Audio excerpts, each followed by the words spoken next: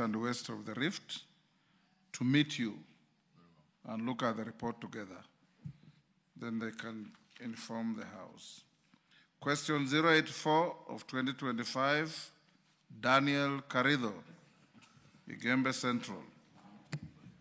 Thank you, Mr. Speaker. Mr. Speaker, I rise to ask this question.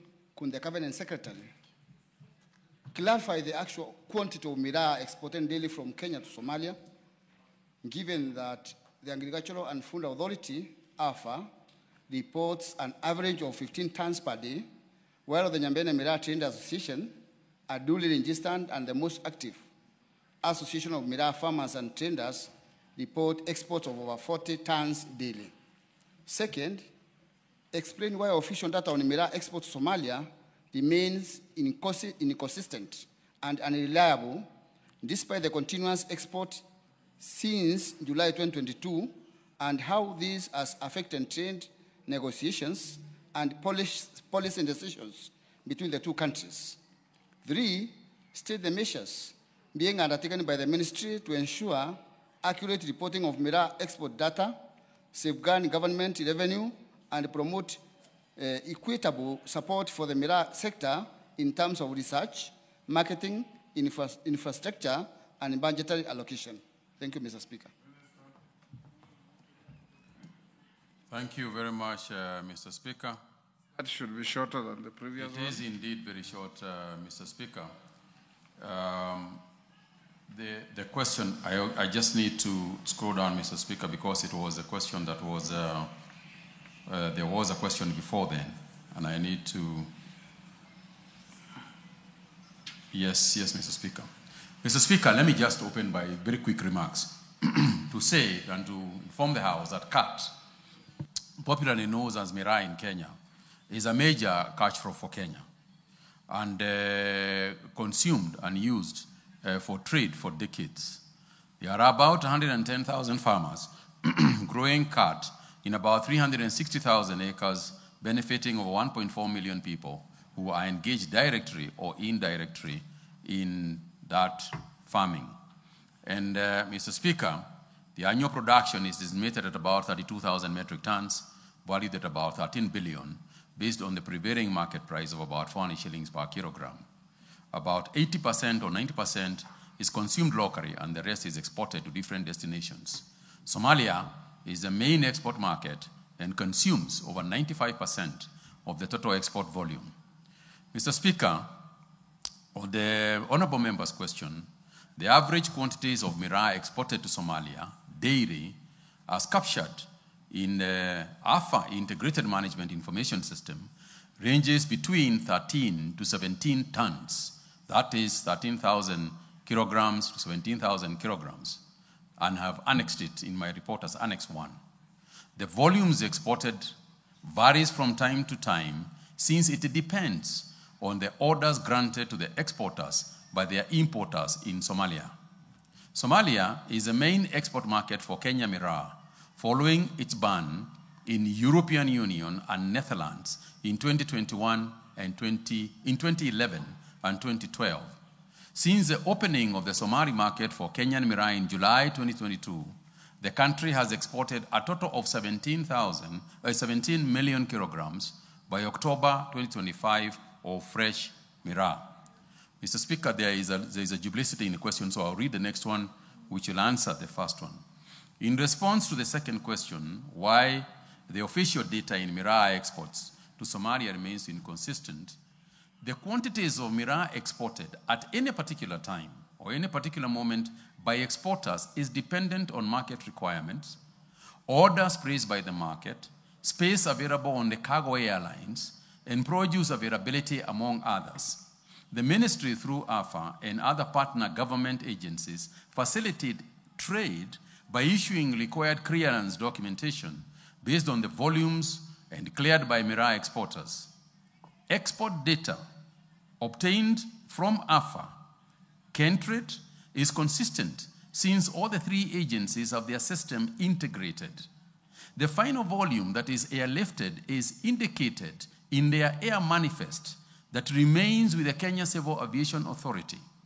The export and clearances process from farm to aircraft loading is shown in Annex 2. The main entry point for Miraa, ferried by air from Kenya to Somalia, is Mogadishu International Airport, from where distribution to other towns and markets commences. Currently, there is no Miraa export to Somalia from Kenya by road or sea that has been recorded since the year 2022. So there are some planned interventions in response to what the Honorable Member has asked. One is that the government will continue to engage the government of Somalia with a view of additional landing rights outside of Mogadishu. Discussions are also underway between my ministry and Interior, together with other stakeholders, to explore possibilities of export by road. The government agencies, that is, AFA and KAA, together with the Miraa traders, are working on initiating and facilitating Miraa cargo flights from Isiolo to Manda Islands, from where traders can serve the external market by boat. So in terms of the third aspect of the question, the measures being taken by the ministry to ensure accurate reporting, because I think this ties up with the first question that the Honorable Member had asked for. The ministry, through AFA, has automated all its licensing and export clearance processes and instituted system integration with the government single window system, trade facilitation platform, and the Kenya Revenue Authority Integrated Customs Management System, ICMS.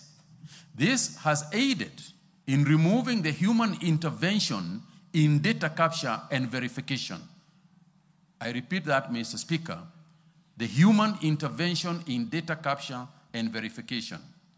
The following additional measures must be implemented to ensure that data is synchronized and possible loopholes are sealed. First, Mr. Speaker, a set of all airway bills and flight manifests to be availed to AFA and Customs KRA for export data reconciliation. Second, Mr. Speaker, all Miraa shipments for exports will be inspected by KEFIS so that they too conform to good sanitary and phytosanitary standards before leaving the country and the data captured thereof. Number three, Mr. Speaker, there shall be crop inspectors from AFA to verify during the packaging and weighing in for export at the airport.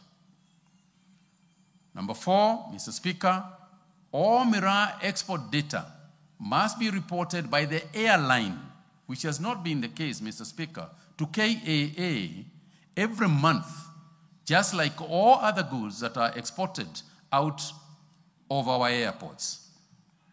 So in terms of the measures being undertaken by the ministry to support also the Miraa sector in terms of research, marketing, and infrastructure, since the scheduling of Miraa as a crop in 2016, the ministry has continued to mainstream Miraa as a commercial agricultural enterprise in Kenya, and in particular in Miraa growing regions of Meru, Embu, Tharaka Nithi. The ministry has supported Miraa/Mogoka value chain with infrastructure in Meru, Tharaka Nithi, Embu counties as part of the implementation of the Miraa Task Force report. In Meru, for example, 9 boreholes, i.e. 2 in Igembe South, 3 in Igembe Central, 1 in Buri, 2 in Igembe North, 1 in Tigania East, were constructed. 4 small market sheds, 2 in Igembe South, 1 in Igembe Central, and 1 in Igembe North, and 3 market sheds in Igembe Central, in Igembe North, and in Igembe South were indeed done and supported. In Embu, 2 boreholes were constructed, 1 in Bere North, 1 in Bere South, and 5 earth dams, 2 in Bere North and 3 in Bere South, and 6 small market sheds were constructed. In Tharaka Nithi County, earth dams and 2 boreholes were constructed in Tharaka Nithi sub-county. These infrastructures are to address the main challenges of irrigation water to boost production and productivity, and markets to ensure food safety standards are met for local and international markets. The ministry further injected seed capital to the tune of 220 million to Miraa Farmers Cooperative Societies in Meru and Embu counties.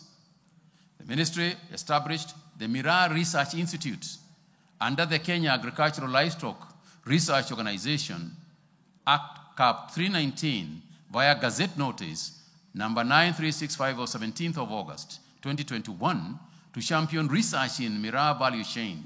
Currently, the institute is housed in Ruiru Coffee Research Institute. The ministry has further spearheaded market access initiatives locally and internationally, for instance, in Israel, Mozambique, Ethiopia, the DRC, and Djibouti. On the issue of budget allocation for development of Miraa sector, the Crops Miraa Regulations 2023 came into force in April 2023, and levies and fees were effected in 2023-2024 financial year. The authority has since collected a total of some 67 million shillings in fees and levies. That is Annex 3 of my report. The revenues collected are utilized in the development and promotion of the Miraa subsector through capacity building, supporting market access, and product development. Notably, part of the revenue generated was utilized in the trade missions in Djibouti, which culminated in the opening of the Djibouti market. Additionally, AFA supports Miraa activities, not only with revenues generated from the crop, but also from revenues generated from other scheduled crops. The government is committed to ensuring that Miraa value chains receives the optimum support and attention required to enhance its production and productivity, as well as market access. Mr. Speaker, I submit. Karitho. Thank you, Mr. Speaker. Mr. Speaker, the questions are not been adequately answered. First and foremost, I want to make it clear to Mr. Waziri that on the issue of the tons that are supplied, they are saying it's 15. Mr. Speaker, we bring more than 50 pickups every day. Every pickup carries more than around 1 ton. And I think the minister needs to have some clarification and report well done, because I think the information he has are not true. 40 pickups, we should be talking about 40 tons, not 13 tons. And we are denying the government revenue, because whoever is taking whatever is top of 15 is not known. Secondly, I want to make it clear to the minister that the research institute, which was started in Meru, not pick up, it's not completed, and there is nothing going on. So there is no research which is complete. Thirdly, the minister said that we have a market in Djibouti, which is not true. We don't have any market. There is no Miraa going to Djibouti from Kenya. All Miraa that goes to Djibouti is from Ethiopia. So we have been denied an opportunity to supply Miraa in Djibouti, and the report says that we are supplying Miraa in Djibouti. And the government revenue was used to establish that market, which is non-existent. So, Mr. Speaker, the report is not clear, and I think the minister should go back and clear these facts and bring a good report and truth about all these issues concerning the Miraa industry. Thank you, Mr. Speaker. Farah, Malim, you note that. Mr. Speaker, I want to draw the attention of the minister to what the National Authority for the Campaign Against Drug Abuse, NACADA, has classified Miraa. The study classifies Miraa Muguka as a drug containing the psychoactive substance cathinone and cathinine, which stimulate the central nervous system. When chewed, it has a euphoric effect. Is the minister aware that this drug is banned in the entire Western world and every other country, including the countries that are our neighbors, Tanzania, and even in Uganda? And if you're found with it in Tanzania, you spend years and years in jail. Why does the government allow a drug to destroy our people and destroy even some of our neighbors? Why can't we have an alternative to Miraa and use those lands and farms for purposes of coffee and tea and other crops that are a benefit to this country and that do not destroy our people.